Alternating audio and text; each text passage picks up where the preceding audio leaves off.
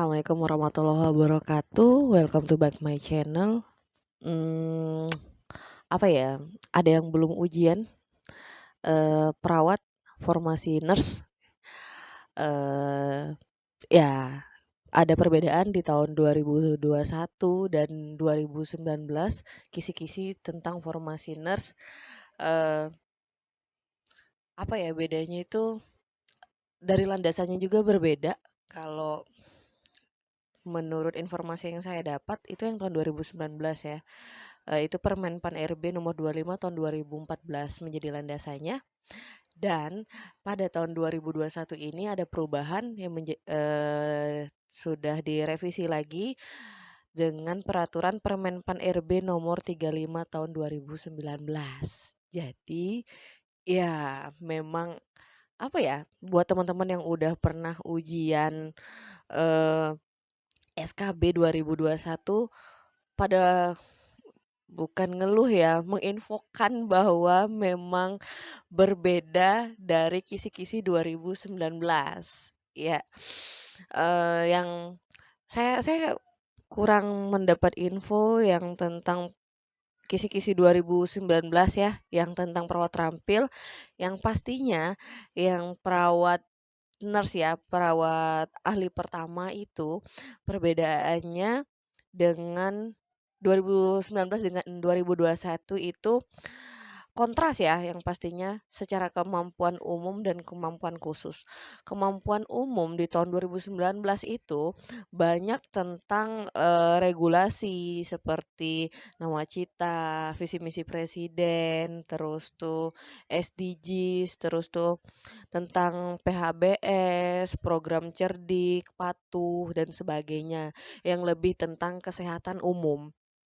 Nah, di formasi, perawat ahli pertama 2021 itu, isinya kemampuan umum itu lebih ke kemampuan umumnya seorang perawat. Nah, kalau yang tadi lebih ke kesehatan umum, lebih ke regulasi dan sebagainya, ini lebih ke kemampuan umum seorang nurse itu seperti apa. Seperti bagaimana dia berkomunikasi, terus tuh tentang, support kepatuhan, konsultasi keperawatan, kemampuan sukarelawan dalam menghadapi masalah kesehatan, tentang evaluasi tindakan keperawatan pada individu dan pendokumentasian. Nah, seperti itu. Lebih ke secara umumnya perawat secara general ya, maksudnya seperti itu. Eee, dan perawat terampilnya sama, kemampuan umumnya lebih ke kemampuan umum sebagaimana seorang perawat tersebut. Mulai dari komunikasi, cara menggunakan APD, terus mengkondisikan lingkungan bersih dan aman, perawatan pasien paliatif dan pendampingan pasien untuk kebutuhan spiritual dan pendokumentasian dalam tindakan keperawatan. Jadi lebih ke bagaimana seorang perawat terampil secara umumnya kayak gitu ya. Lebih ke tindakan sih, beda dengan nurse dan perawat terampil. Terus ada yang bertanya nih, di beberapa grup apa ya, grup pelatihan persiapan SKB itu ada yang bertanya. Saya lihat tuh banyak yang bertanya gini, yang apa Kak perbedaannya antara perawat nurse dan D3 Kak, kayak gitu kan.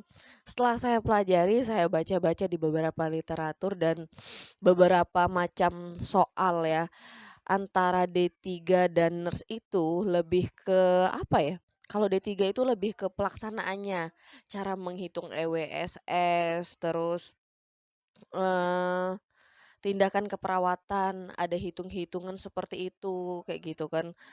Lebih ke keteknisannya sih, kayak gitu.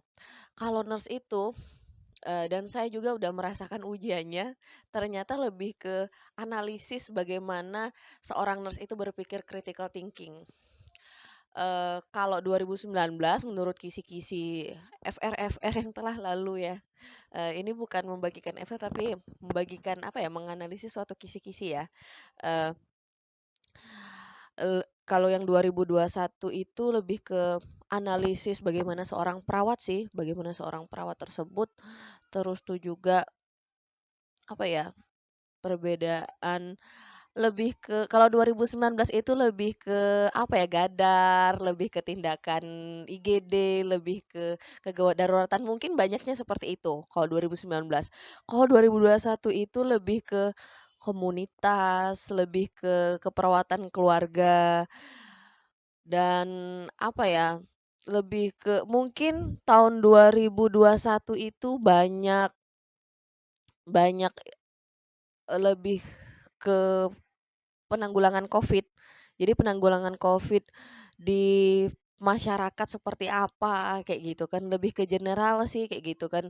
Terus bagaimana cara kita, menanggulangi penyakit-penyakit yang apa ya, lebih ke preventif, lebih ke promotif kayak gitu ya, tapi banyaknya case. Nah, makanya di situ perawat, nurse, bagaimana menganalisis, suatu case.